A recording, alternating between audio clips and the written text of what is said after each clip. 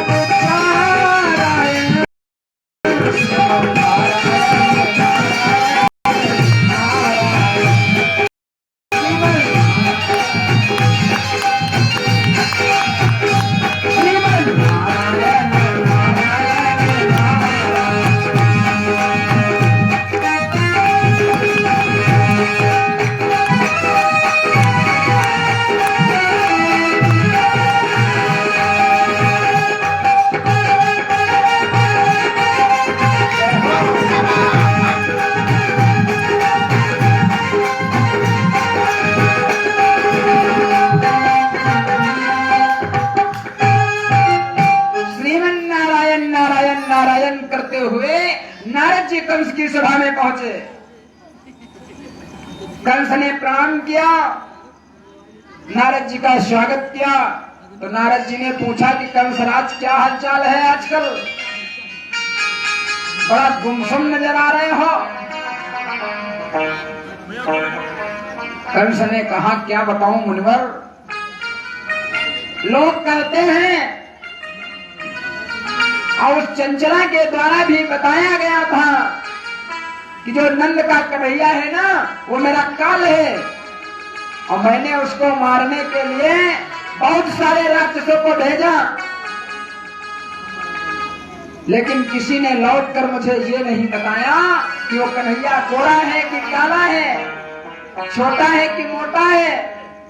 जो जाता है वो लौट कर ही नहीं आता है। नारद जी कहते हैं हम एक रास्ता बताओ। देखो आज ही पत्र लिखो, तुम राजा हो, कुछ भी कर सकते हो। आज ही एक पत्र लिखो और उस पत्र में लिख दो कि नंद हमें 1000 काली दह के कमल के पुष्प चाहिए, और काली दह में कालिया नाग रहता है। और जब तुम पत्र लिखकर भेजोगे तो ये निश्चित है कि हमारे जोश में कृष्ण जो है वो कमल के फूल लेने जाएगा और वहां कालिया नाग के हाथों मारा जाएगा। देखिए ये भी लीला भगवान की प्रेरणा से ही हुई है। भगवान ने नारद जी को प्रेरणा दी थी कि आप कंस के द्वारा ऐसा आदेश भिजवाइए। क्यों? क्योंकि भगवान काली दह के जल को पीने योग्य बनाना चाहते हैं। काली दह में कालिया नाग रहता था, जिससे यमुना का पानी दूषित हुआ करता था, विषैला हुआ करता था। भगवान कालिया नाग को वहां से हटाना चाहते हैं, और कालिया नाग को वहां से हटाने का माध्यम कंस के आदेश को बनाना चाहते हैं। इसलिए भगवान नारद जी को प्रेरणा देते हैं, जाओ जाकर कंस को आदेश दो, कंस को यह रास्ता बताओ कि वो आदेश भेजे। भगवान की प्रेरणा से नारद जी कंस को सलाह देते हैं, और कंस कहता है बहुत बढ़िया बाबा, बहुत बढ़िया दिमाग बताया है आपने। तत्काल ही कंस ने एक पत्र लिखवाया, और उस पत्र में साफ साफ लिखवा दिया कि नंद बाबा मुझे 1000 काली दह के कमल चाहिए, और अगर नहीं आ पाए तो मैं पूरे वृंदावन वासियों को जेल में डाल दूंगा। पत्र लिखवा करके नंद के पास भिजवा दिया। नंद बाबा ने जैसे ही पत्र पढ़ा व्याकुल हो गए, विलाप करने। यशोदा मैया भी परेशान हो गई, सारे ब्रजवासी परेशान हो गए कि अब क्या होगा। अगर कमल के फूल कंस के पास नहीं पहुंचे तो कंस सबको जेल में डलवा दे। भैया पहले जूते उतारो, जूते उतार के कंस सबको जेल में डलवा देगा।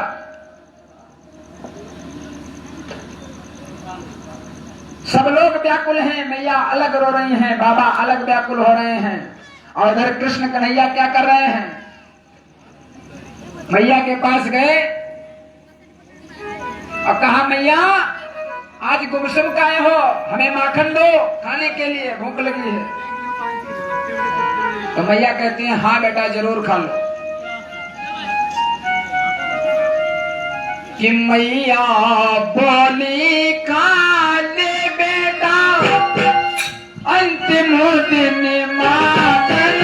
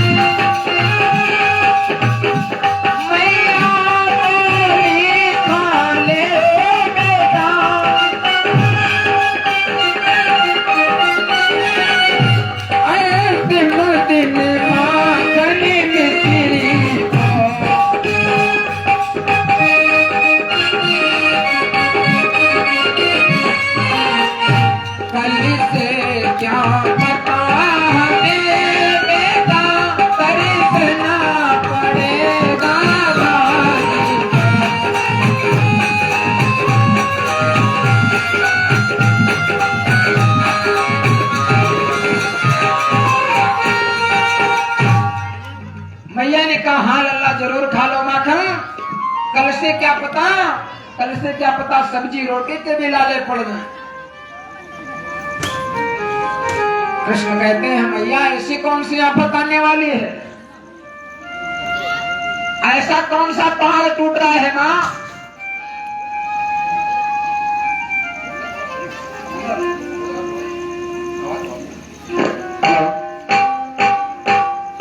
हेलो,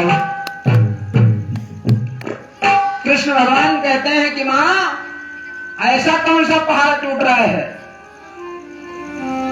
ऐसी कौन सी आफत आने वाली है जिसकी वजह से माखन मिश्री छूट जाएगा। मैया कहती है, जाओ जाकर बाबा से पूछो।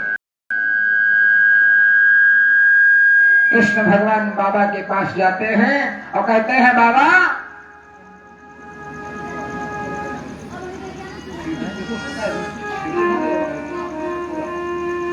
हेलो। कृष्ण भगवान कहते हैं, बाबा क्या हुआ, क्यों सब लोग दुखी हैं, मैया भी रो रही हैं, आप भी गुमसुम से बैठे हैं, कारण क्या है। नंद बाबा ने वही पत्र दिखाया है, कृष्ण को कहा, लल्ला यह देखो, ये कंस महाराज ने भेजा है, और अगर 1000 काली बह के कमल के फूल नहीं पहुंचे तो कंस सबको जेल में डाल दे। कृष्ण भगवान कहते हैं, बाबा आप चिंता न करो, भगवान की कृपा से अब तक कंस ने जितने भी राक्षस भेजे हैं, जितना भी उपद्रव उठाया है, भगवान की कृपा से कुछ बिगड़ा नहीं है, और इस बार भी भगवान कोई न कोई सहायता जरूर करेंगे। देखिए कृष्ण कन्हैया खुद भगवान है और फिर भी कह रहे हैं कि भगवान कोई न कोई सहायता जरूर करेंगे। मैया बाबा को समझाया और उसके बाद भगवान ने सभी ग्वाल वालों को बुलाया, कहा चलो आज यमुना के किनारे गेम खेलने चलेंगे। अब जरा विचार करें, ये भी एक लीला है। अरे जिसकी मां घर में रो रही हो, जिसके पिता पर विपत्ति आ गई हो, ऐसी स्थिति में कोई खेलने जाएगा भला? नहीं जाएगा ना। यह भी एक लीला है परमात्मा की। भगवान सभी ग्वाल बालों को बुलाते हैं और यमुना के किनारे गेम खेलने जा रहे हैं। जानबूझ करके भगवान यमुना में काली दह में गेंद फेंक देते हैं। और जिस ग्वाल की गेंद थी वो अकड़ पड़ा, कहा कन्हैया गेंद लेगा तो वही लेंगे, अगर गेंद लूंगा तो वही गेंद लूंगा, दूसरी गेंद नहीं लूंगा। पीताम्बर पकड़ लिया भगवान का, लड़ने लगा। भगवान ने कहा 2 टके की गेंद के पीछे मेरा पीताम्बर क्यों फाड़े दे रहा है, तुझे 1000 गेंदें बनवा दूंगा। उसने कहा हूं, गेंद लूंगा तो वही गेंद लूंगा। भगवान तो वैसे भी जानबूझकर लीला कर रहे थे, उन्हें तो केवल बहाना ढूंढना था। भगवान वहीं पास में एक कदम का पेड़ है, भगवान कदम के पेड़ पर चढ़े और काली दह में कूद गए। बोलिए कालिया मर्दन भगवान की जय। जैसे ही भगवान कालिया दह में पहुंचे, कालिया नाग सो रहा था। नागिनों ने भगवान को देखा तो नागिनों के हृदय में ममता उमड़ आई। कहा ये छोटा सा बच्चा तू भटकते भटकते कहां से यहां आ गया है, कहां भी पति देवता सो रहे हैं और तू चुपचाप यहां से जल्दी भाग जा, अन्यथा अगर पति देवता जाग गए तो उनकी एक फुफकार से तू भस्म हो जाएगा। कृष्ण भगवान कहते हैं अरे नागिनों, तुम अपने पति देवता की धमकी दे रही हो, अरे हम तुम्हारे पति देवता से ही मिलने आए हैं, जगाओ जरा इन्हें। नागिनें तो जगाती नहीं है, कृष्ण कन्हैया खुद ही पैर से दबा देते हैं। और जैसे ही भगवान कृष्ण ने अपने पैर से उस नाग की पूंछ को दबाया है तो नाग एकदम से फन करके खड़ा है, बड़ी जोर जोर से फटकारे मारने लगा और उसकी फटकारों से यमुना का पानी खोलने लगा। इतना विषैला नाग है।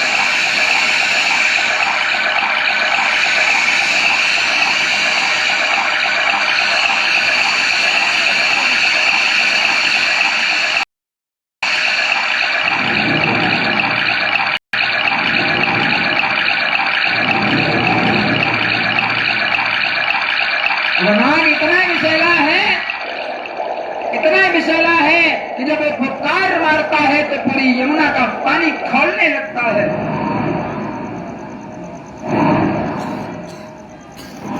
भगवान कृष्ण में और कालिया नाग में युद्ध होने लगा। कालिया नाग ने भगवान कृष्ण को लपेट लिया और भगवान ने अपना शरीर इतना बड़ा किया कि कालिया का शरीर, उसकी नसें टूटने लगी। अंत में कालिया नाग ने भगवान को छोड़ दिया। बहुत भीषण युद्ध हुआ कालिया नाग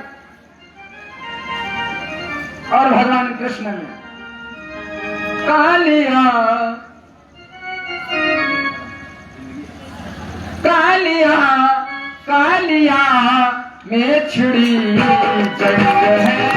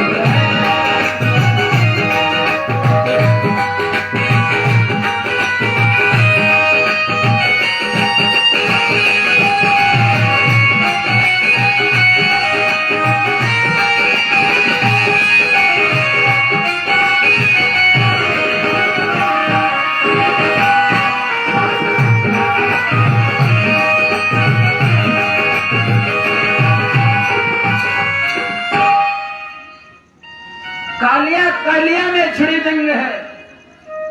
एक तो कालिया नाग और एक तो काले कृष्ण कन्हैया, दोनों में भीषण युद्ध हो रहा है। और अंततः भगवान कृष्ण को जब उस नाग ने पहचान लिया कि यही परमात्मा है तो चरणों में गिर गया, माफी मांगने लगा, समर्पित हो गया।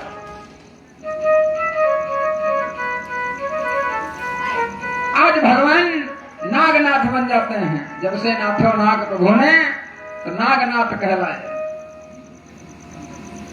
वो कह रहा है, वो काली खुद कमल के पुष्प निकाल करके किनारे लाता है और भगवान भगवान कालिया नाग के फनों पर नृत्य कर रहे हैं।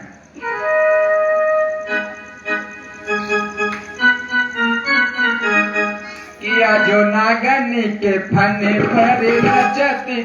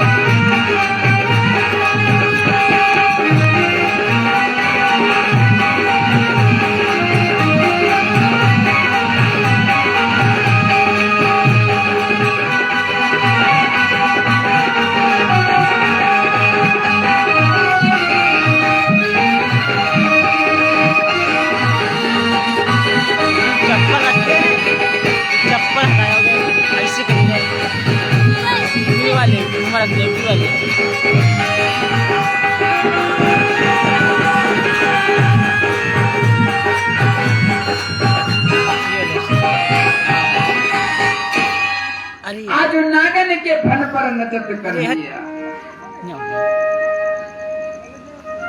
इधर जब कृष्ण काली देह में कूद गए थे तो ग्वाल वापस गए थे और मैया को बताया।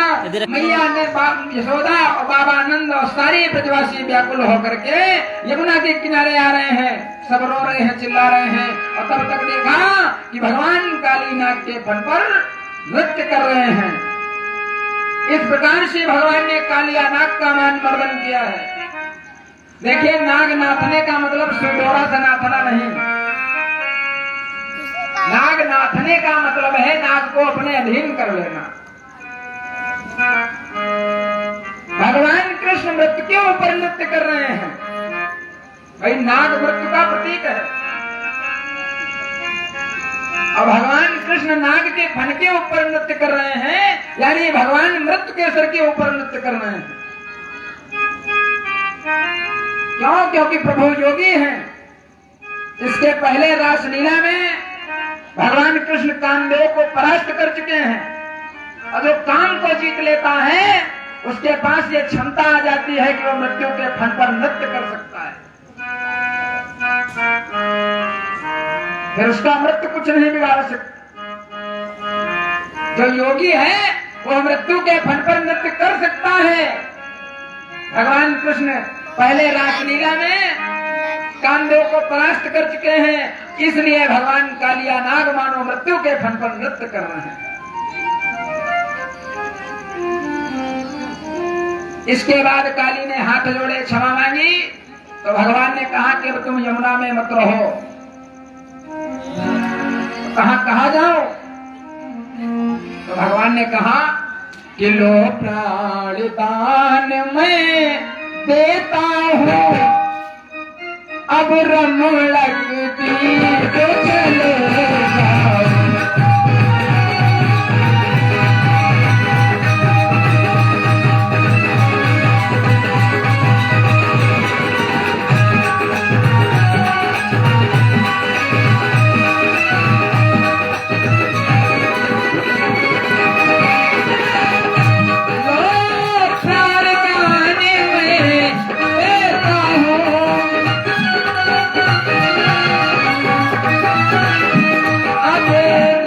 सरस्वती को चले जाओ, आशीष परी अभय रहो, पहले का घटिका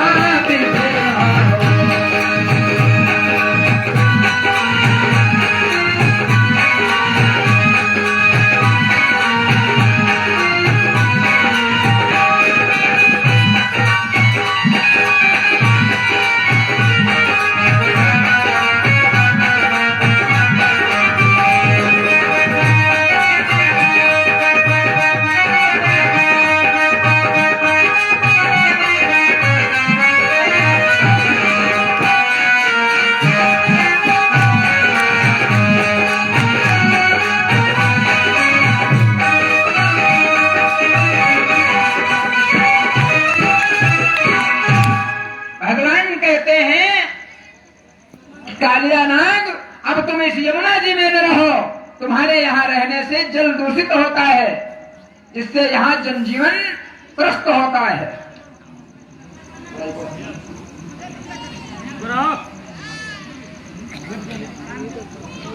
भगवान कहते हैं कि तुम्हारे यहाँ रहने से यमुना जी का जल दूषित होता है, जिससे यहाँ जनजीवन में समस्या उत्पन्न होती है। अब तुम रमणक द्वीप चले जाओ। अच्छा कृष्ण, ये कालिया नाग नाथने से पहले कालिया नाग जो है यमुना जी में रहता था, लेकिन उसके पहले ये कालिया नाग यमुना जी में नहीं रहता। ये गरुड़ जी के डर से यहाँ कर छिप गया था। कालिया नाग कहता है प्रभु, मैं यहाँ से और कहीं चला जाऊंगा तो गरुड़ जी मुझे मार डालेंगे। भगवान कहते हैं तुम्हारे मस्तक पर मेरे चरण बन गए हैं, गरुड़ जी अब तुम्हारा कुछ नहीं करेंगे। देखिए, जो प्रभु के चरणों में आ जाता है, जिसके मस्तक पर प्रभु के चरण बन जाए, फिर उसका कोई कुछ नहीं बिगाड़ सकता। इसलिए इधर उधर मत भटको, प्रभु के चरणों की छाया में आ जाओ। प्रयास ये करो कि तुम्हारे मस्तक पर प्रभु के चरणों की छाया बन जाए, तो तुम्हारा कोई कुछ बाल बांका नहीं कर पाएगा। कुछ ऐसा करो, ईश्वर की भक्ति कुछ ऐसी करो कि प्रभु के चरणों की छाया तुम्हारे मस्तक पर बन जाए, फिर तुम निर्भय हो जाओगे, कोई भय नहीं रह जाएगा तुम्हें।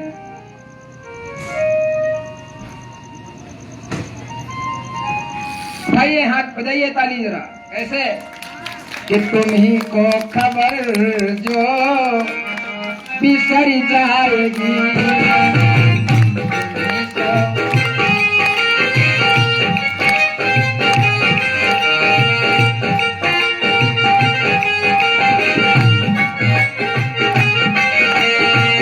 तुम्हें को खबर जो बिसर जाएगी, तुम्हें को खबर जो बिसर जाएगी।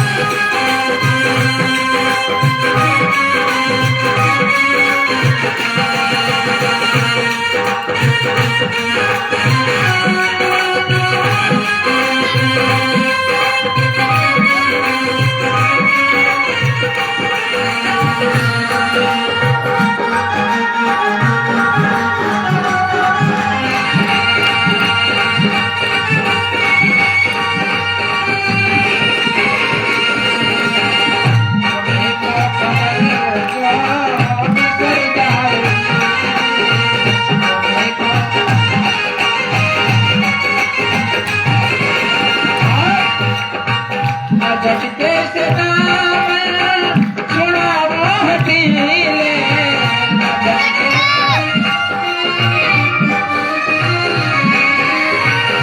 झटके से दामन छुड़ावो हठीले।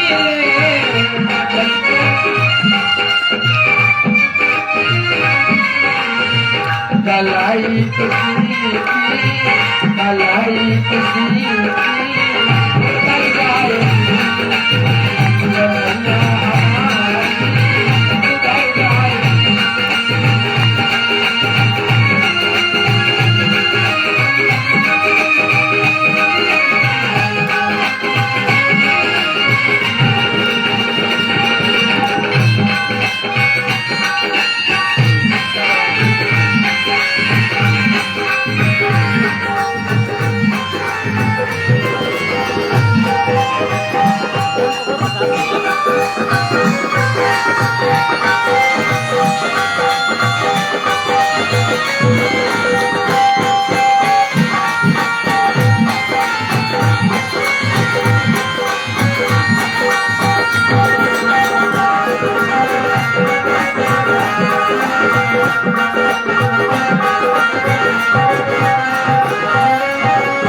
और हे भगवान पधारेंगे प्रेमी चरण आश्रय से, पधारेंगे प्रेमी, पधारेंगे प्रेमी चरण आश्रय से, छटा पगनी छटा पगनी निकल जाए,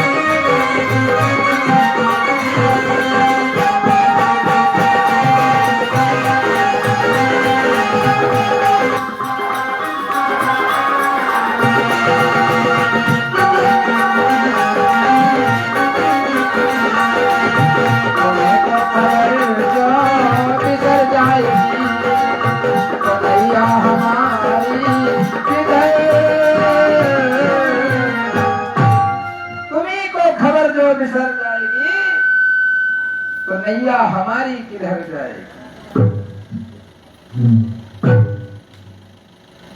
बोले वृंदावन बिहारी लाल की, श्री बांके बिहारी सरकार की, श्री राधे रानी की।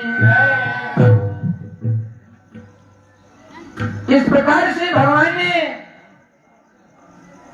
कालिया नाग का मर्दन किया है और कालिया को यमुना मैया से निकाल करके कालिया को रमण द्वीप भेजा है।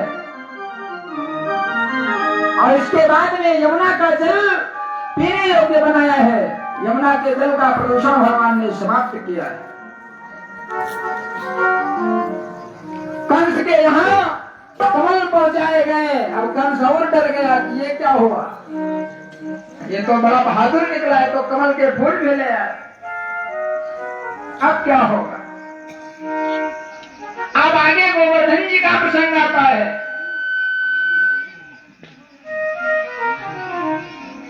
गोवर्धन जो है, भगवान ने गोवर्धन पूजा क्यों कराई। रामावतार में कथा आती है, जिस समय रामावतार में भगवान लंका पर चढ़ाई किए थे और सागर पर सेतु बंधन हो रहा था, नल और नील राम नाम लिख करके पत्थर डालते हैं और वानर भालू सब पत्थर लाने का कार्य कर रहे हैं। पहले गोवर्धन पर्वत वृंदावन में नहीं था, तो हनुमान जी महाराज पर्वत लाने के चक्कर में दूर निकल गए और हनुमान जी गोवर्धन पर्वत को उठाकर लिए आ रहे थे पुल में डालने के लिए। जो समुद्र में सेतु बन रहा था उस खेत में डालने के लिए हनुमान जी गोवर्धन पर्वत को उठाए लिए ला रहे थे। और तब तक हनुमान जी वृंदावन पहुंचे थे। हेलो, हनुमान जी वृंदावन पहुंचे थे और तब तक आदेश हो गया, भैया पुल का निर्माण पूरा हो चुका है, कोई पत्थर नहीं लाएगा।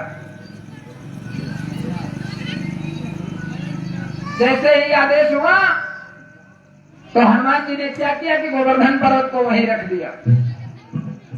अब गोवर्धन पर्वत कहने लगा, हनुमान जी एक बात बताओ, वहां से आप हमें लेके आए थे कि प्रभु के दर्शन कराएंगे और हमें बीच रास्ते में छोड़ के जा रहे हो, ये तो अच्छी बात नहीं है ना।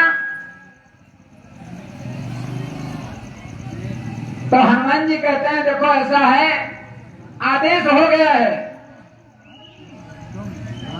कि अब कोई पर्वत नहीं लाएगा, पुल का निर्माण पूरा हो चुका है। हाँ, तुम अगर विशेष अनुरोध करते हो, कहते हो तो मैं अपने प्रभु से पहले पूछ कर आऊंगा, अगर वो कहेंगे तो तुमको ले जाऊंगा। हनुमान जी आए, राम जी के चरणों में विनती की, कहा प्रभु एक समस्या है। कहा क्या? कहा हम एक पर्वत उठा के ला रहे थे इसी पुल बनाने के सिलसिले में, और हम वृंदावन तक पहुंचे थे और तब तक इधर निर्माण कार्य पूरा हो गया, आदेश हो गया इधर से कि कोई पर्वत पहाड़ नहीं लाएगा। मैंने उस पर्वत को वहीं वृंदावन में रखा तो वो पर्वत कह रहा है कि हमें भी प्रभु के दर्शन कराओ। तो भगवान राम ने कहा, जाओ उससे कह देना कि अभी तुम हमारे दर्शन नहीं कर सकते हो, कब होंगे दर्शन? तुम्हें दर्शन होंगे जब यदुवंश कृष्ण अवतार।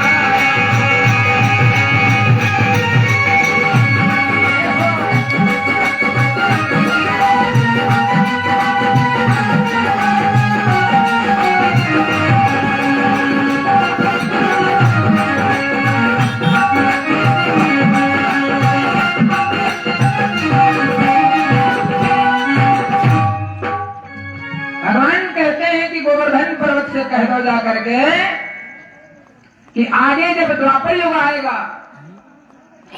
और द्वापर युग में हमारा कृष्णावतार होगा, तब तुम दर्शन की बात करते हो। अरे हम अपने हाथों से तुम्हारी पूजा करवाए, तब पूरा अभी लाशी तुम्हारी।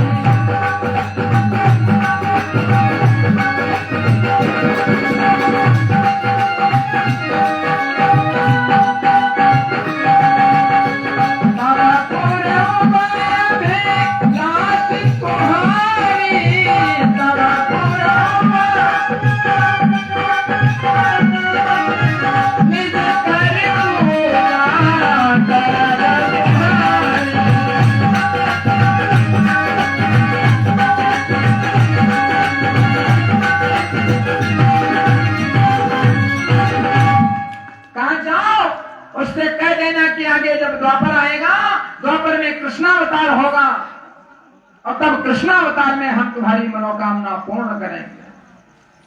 हनुमान जी आए और गोवर्धन से बताया, महाराज ऐसा है, मेरे राम जी कह रहे हैं कि आप अभी प्रतीक्षा करो। कहा कब तक? कहा जब तक द्वापर युग ना आ जाए तब तक आप यही प्रतीक्षा करो। भगवान का मथुरा में अवतार होगा और उसके बाद भगवान वृंदावन में लीला करेंगे और उस लीला के दौरान भगवान अपने हाथों से आपका पूजन करेंगे। इसलिए भगवान ने गोवर्धन की पूजा करवाई। फिर दूसरा, अपनी जो सनातन संस्कृति है इसमें प्रकृति की पूजा करने का विधान है। सृष्टि के 5 आधारभूत तत्व हैं। क्षिति जल पावक गगन समीरा,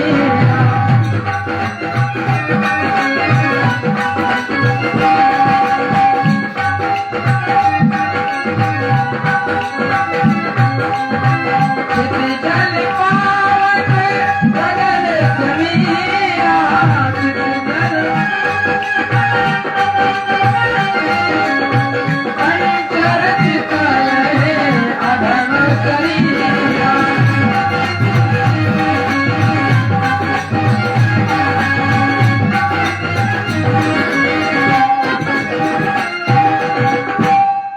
क्षितिजल पावक गगन समीरा, अपंच रचित यह अधम शरीर। यह शरीर ही नहीं, पूरा भौतिक संसार भी 5 आधारभूत तत्वों से बना हुआ है। आकाश, पृथ्वी, अग्नि, जल और वायु, पूरी दुनिया इन्हीं 5 तत्वों से बनी है। बनी है कि नहीं? बनी है ना? और इन्हीं 5 तत्वों की पूजा करने का भी विधान है। प्रकृति पूजा का विधान अपनी सनातन संस्कृति में है। देखिए हमारे पूर्वज कितने महान थे। वैज्ञानिक आज रिसर्च करके बताते हैं कि पीपल का पेड़ 24 घंटे ऑक्सीजन देता है, मानव के लिए उपयोगी है। हमारे पूर्वजों ने इसके पहले ही बता दिया था। इसके पहले ही पीपल की पूजा करने का विधान है कि नहीं है? इसके पहले ही पीपल के पेड़ को काटना पाप बताया जाता है सनातन संस्कृति में।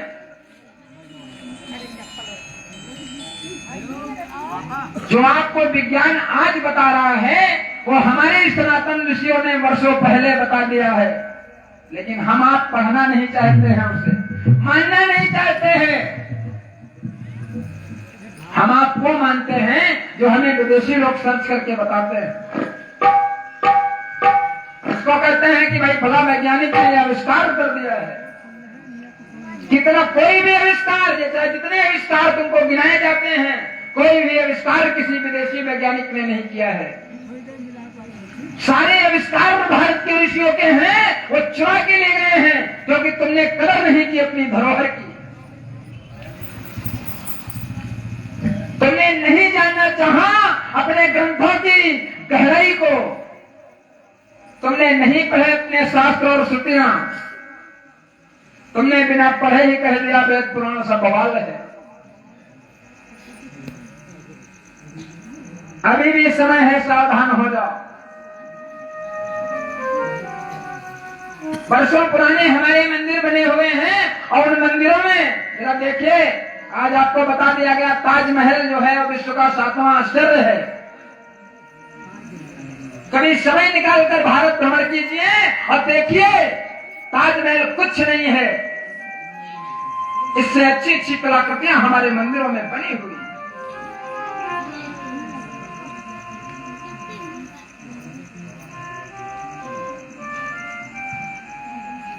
इससे अच्छी अच्छी कलाकृतियां हमारे मंदिरों में बनी हुई। हमारे इतिहास के साथ छेड़छाड़ की गई है। 800 वर्ष मुगल और 200 वर्ष अंग्रेजों ने शासन किया है और ये दोनों संस्कृतियां दमनकारी संस्कृतियां हैं। इन दोनों संस्कृतियों ने दमन करना सीखा है। और फिर भी अगर सनातन संस्कृति का अस्तित्व बचा हुआ है तो यह हमारी संस्कृति की महानता है। यह हमारी संस्कृति की दिव्यता है। चाहे कितने भी आक्रमण क्यों न हुए हों, लेकिन उसका अस्तित्व आज भी है। नहीं, बहुत सी संस्कृतियां समाप्त हो गई।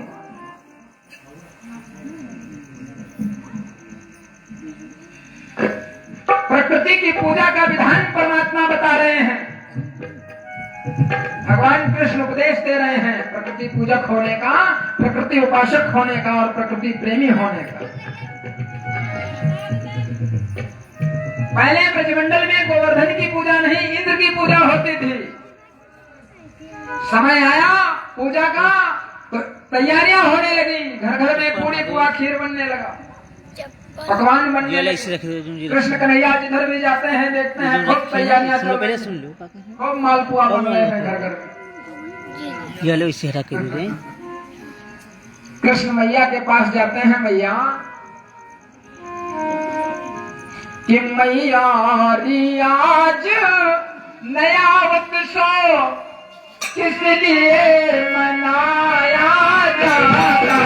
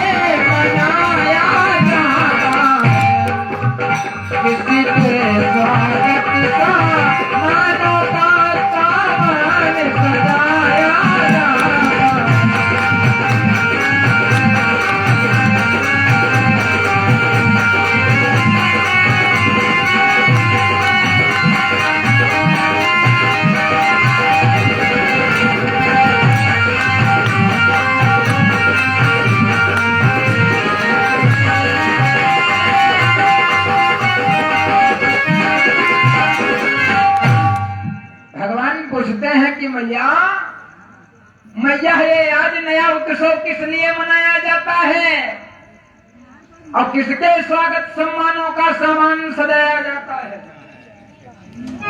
कहा ये सब किसकी स्वागत की तैयारियां चल रही हैं। मैया कहती है लल्ला दूर रहना, कुछ जूठा न कर देना, आज पूजा है। भगवान कहते हैं पूजा है। मैया ने कहा हाँ। भगवान ने कहा मैया किसकी पूजा है। मैया ने कहा सुनो इंद्रदेव की पूजा है आज। भगवान कहते हैं अच्छा इंद्रदेव की पूजा है, भला इंद्रदेव से हमें फायदा क्या होता है। मैया कहते हैं जाओ हमको छोड़ो, बाबा से पूछो जा करके, हमको अपना काम करना। कृष्ण भगवान बाबा के पास जाते हैं, बाबा किसकी पूजा की तैयारी चल रही है। बाबा कहते हैं भैया हमारी परंपरा है, हम लोग इंद्र की पूजा करते हैं प्रतिवर्ष। तो कहा बाबा परंपरा है तो परंपरा के पीछे कुछ कारण भी तो होना चाहिए। देखिए परंपराएं समय के अनुसार बदलती रहती हैं, परंपराएं शाश्वत नहीं होती हैं। परंपराएं समय की आवश्यकता के अनुसार बनती हैं और आवश्यकता समाप्त होने पर परंपरा समाप्त हो जाती है। जैसे सती प्रथा, सती प्रथा हमारी संस्कृति में सनातन से नहीं थी, आवश्यकता आई। जब आवश्यकता आई तो सती प्रथा अस्तित्व में आई और जब उसकी आवश्यकता समाप्त हो गई तो सती प्रथा समाप्त हो गई। प्रथाएं और परंपराएं ये समय की आवश्यकता होती हैं। जब तक आवश्यकता रहती है तब तक चलती रहती हैं और जब आवश्यकता समाप्त हो जाती है तो ये समाप्त हो जाया करती है। बाबानंद कहते हैं कि बच्चा ये हमारी परंपरा है, हम इंद्र की पूजा करते हैं। कहा क्यों करते हैं। तो बाबा ने कहा लल्ला इंद्र की कृपा से पानी बरसता है, पानी बरसता है तो घास उगती है, कृषि होती है, गैया हमारी चरती हैं, गोधन में वृद्धि होती है। उन्हीं की कृपा से तो हम लोग फल फूल रहे हैं। इसीलिए वर्ष में उनका धन्यवाद अदा करने के लिए हम वर्ष में एक बार इंद्र की पूजा करते हैं।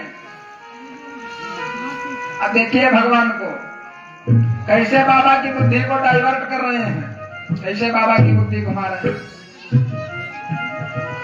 भगवान कहते हैं बाबा अरे इंद्र तो बेचारा खुद दूसरे के सहारे है, तो आपको सहारा कैसे देगा।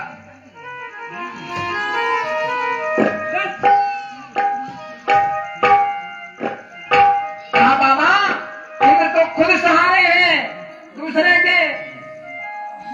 जरा सी तपस्या करने लगता है, इंद्र का इंद्रासन हिल जाता है। इंद्र बोला किसी पर कृपा करके किसी को सहारा क्या देगा? एक बात बताएं बाबा, अगर पूजा ही करना है तो असली मायने में अपना मालिक गोवर्धन है। बाबा कहते हैं ये क्या कह रहे हो लल्ला? रे कहा हाँ, गोवर्धन में हमारी गैया चरती है, गोवर्धन में हमारी गैया चरती हैं, बछड़े चरते हैं, वहीं से हमारे गोधन का विकास होता है, सारे ब्रजवासी वहीं भटकते रहते हैं, वहीं से अपना सारा काम होता है। पूजने के योग्य हमारी यमुना मैया है। देखिए पहले नदियों की पूजा होती थी, हमारी संस्कृति में नदियों को मां माना बन गया है। और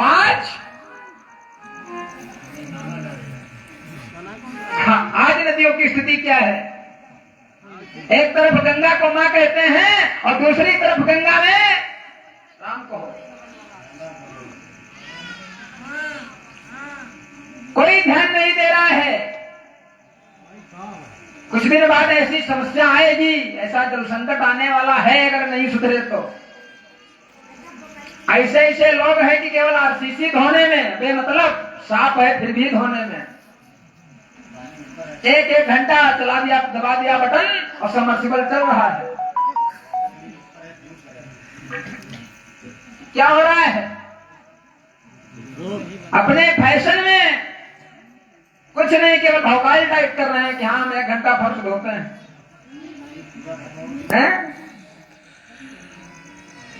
अग्नि वायु जल और पृथ्वी और आकाश, ये 5 आधारभूत तत्व हैं, इनका अपमान मत करो, जल का दुरुपयोग मत करो, प्राकृतिक संसाधन सीमित हैं, उनका अनावश्यक दोहन न करो। प्रकृति के साथ आप घिनौना व्यवहार करते हैं और बाद में जब कोरोना आ जाता है तब ईश्वर को गालियां देते हैं। ये जो महामारियां आती है ना, ये आपके ही कर्मों का परिणाम है। प्रकृति कब तक सहन करेगी? आज कोई पेड़ लगाना नहीं चाहता है और लगाता भी है तो यूकेलिप्टस लगा देता है। आपको पता है एक यूकेलिप्टस का पेड़ एक दिन में 80 लीटर पानी बर्बाद करता है। कितना? 80 लीटर पानी एक पेड़ बर्बाद करता है। ये मैं नहीं, साइंस बता रहा है। तो जरा सोचिए क्या क्या आप बर्बाद कर रहे हैं प्रकृति का, और फिर कहते हैं कि महामारियां आ रही हैं, गर्मी बहुत हो रही है, बारिश नहीं हो रही है, और हो रही है तो समय से नहीं हो रही है, आगे पीछे होती है, धान चला जाता है। आप कहते हैं कि ईश्वर का कानून बदल गया है। ईश्वर का कानून नहीं बदला है, आपका कानून बदला है। आपने अपने कर्मों में परिवर्तन किया है। आपने प्रकृति की पूजा करने के बजाय प्रकृति का विनाश आरंभ कर दिया।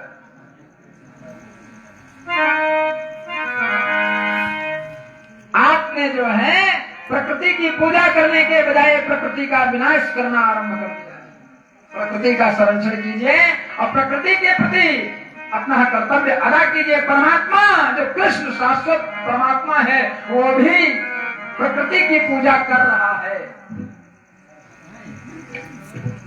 भगवान कहते हैं बाबा पूजने के योग्य गोवर्धन पर्वत है, पूजने के योग्य यमुना मैया है। अरे पूजा करनी है तो गोवर्धन जी की करो, इंद्र की पूजा करने से क्या है?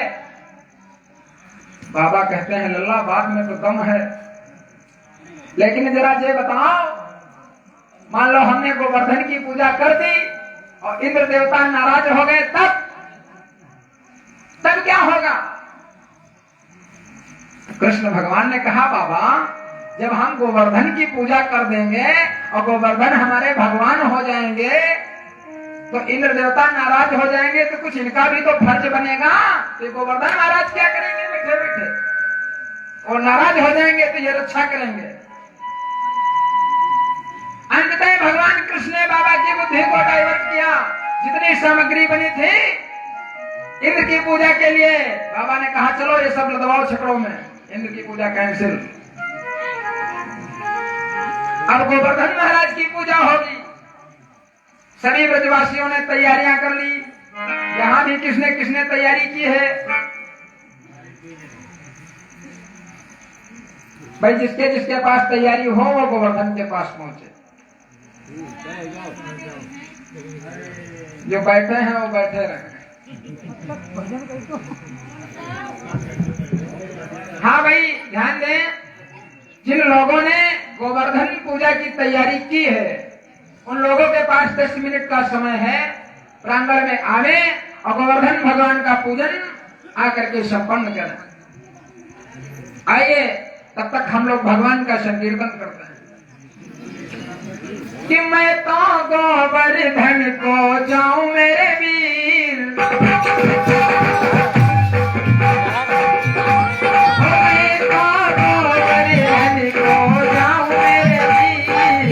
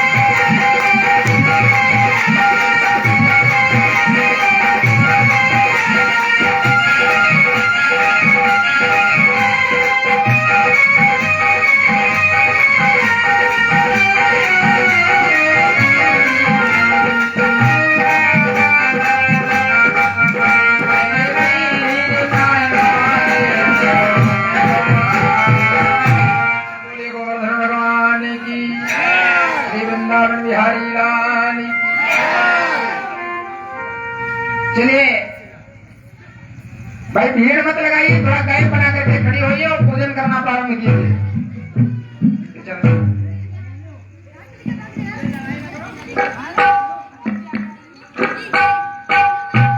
जो जो माताएं बहनें गोवर्धन का पूजन करने के लिए आई हुई हैं, वो अपना पूजन प्रारंभ करें।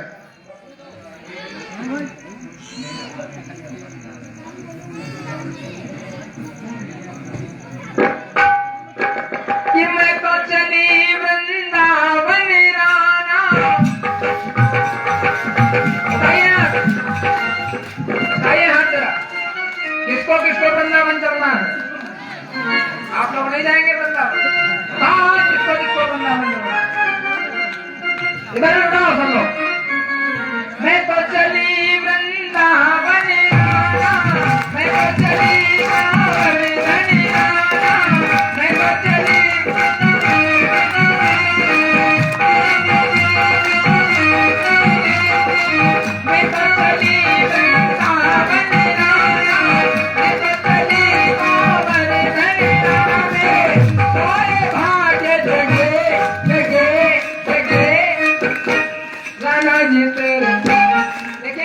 मीरा जी ने वही बात कही है जो भरत जी ने रामायण में कही। भरत जी ने क्या कहा है?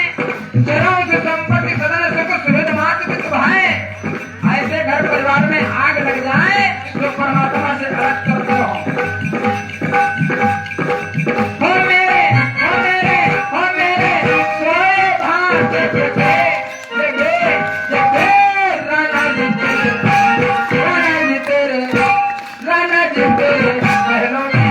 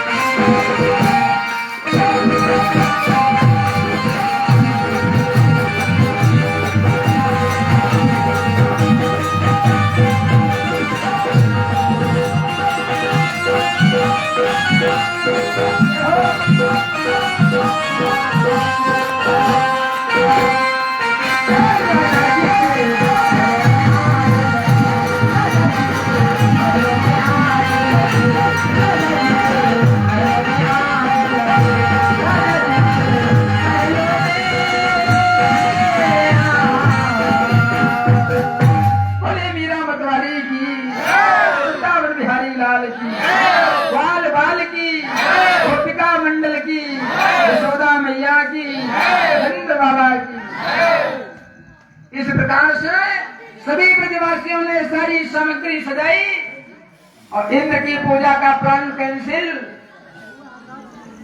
और गोवर्धन भगवान की पूजा करने के लिए चल पड़े। अब देखिए सब ब्रजवासी कहते हैं देखो कन्हैया ऐसा है भगवान के दर्शन भी होने चाहिए, भाई तुम्हारे कहने से हम पूजा कर तो रहे हैं। भगवान कन्हैया कहते हैं सुनो ऐसे भगवान की हम पूजा करवाएंगे ना, ऐसा भगवान तुम लोगों ने आज तक देखा ही नहीं होगा।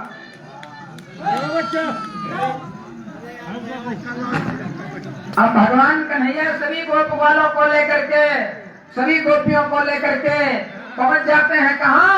गोवर्धन के पास। ब्रजवासियों ने पूजा करना प्रारंभ किया तो कृष्ण भगवान ने एक लीला की। क्या लीला की? भगवान कन्हैया ने अपने दो रूप बनाए। एक रूप में भगवान पूजा करा रहे हैं। भगवान कहते हैं अब जल चढ़ाओ, अक्षत चढ़ाओ, पुष्प चढ़ाओ।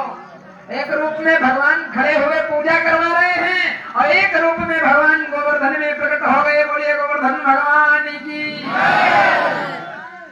एक रूप में भगवान गपागप मालपुआ खींचे जा रहे हैं। अब उसके बाद ब्रजवासियों से कहते हैं कृष्ण देखो तुमने इतने दिनों तक इंद्र की पूजा की, इंद्र कभी तुम्हारा प्रसाद खाने आया? देखो ऐसे भगवान की पूजा की जाती है, जो चढ़ा रहे हो सब खींचे जा रहे हैं। ब्रजवासियों ने खूब मालपुआ खिलाए और गोवर्धन भगवान खूब मालपुआ खींचे जा रहे हैं। अब ब्रजवासी चिल्लाए रुको प्रभु प्रसाद भी छोड़ो। बड़े प्रेम के साथ में ब्रजवासियों ने गोवर्धन भगवान का पूजन संपन्न किया। कृष्ण भगवान ने दो रूप बना करके एक रूप में गोवर्धन पर्वत से समस्त ब्रजवासियों को दर्शन दिया और दूसरे रूप में खुद पूजन किया और कराया। अब इसके बाद में ब्रजवासी गोवर्धन भगवान की परिक्रमा करते हैं। माताओं थोड़ा इधर भी ध्यान दो।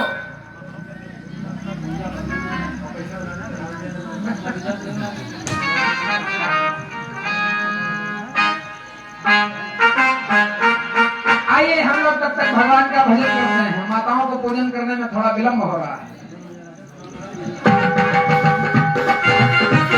श्याम तुम्हारे प्रेमी जन तुमको ही पुकारा करते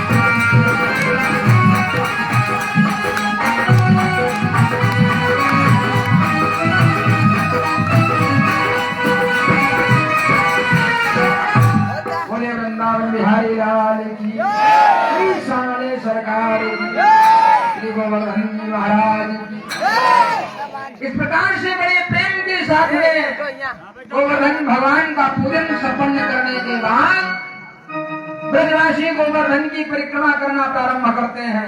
माताओं आप भी प्रारंभ कीजिए।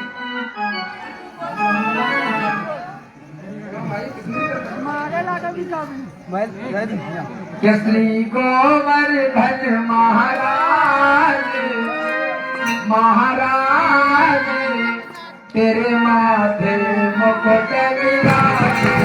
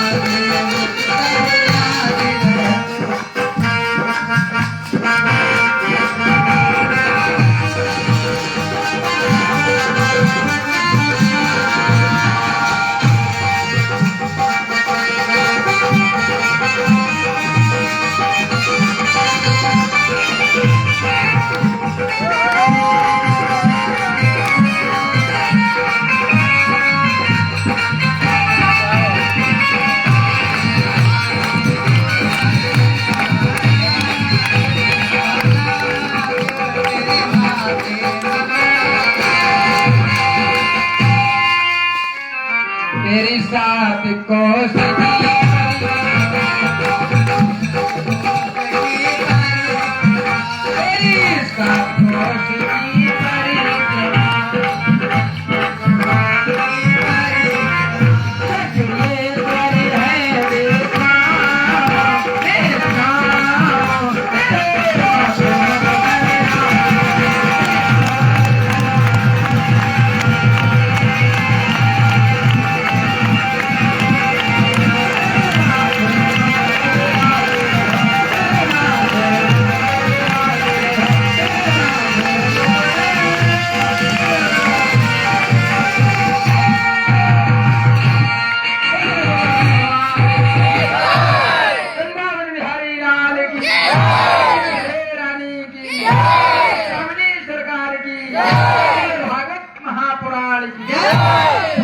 इस प्रकार ब्रजवासियों ने बड़ी ही श्रद्धा के साथ गोवर्धन भगवान का पूजन संपन्न किया है।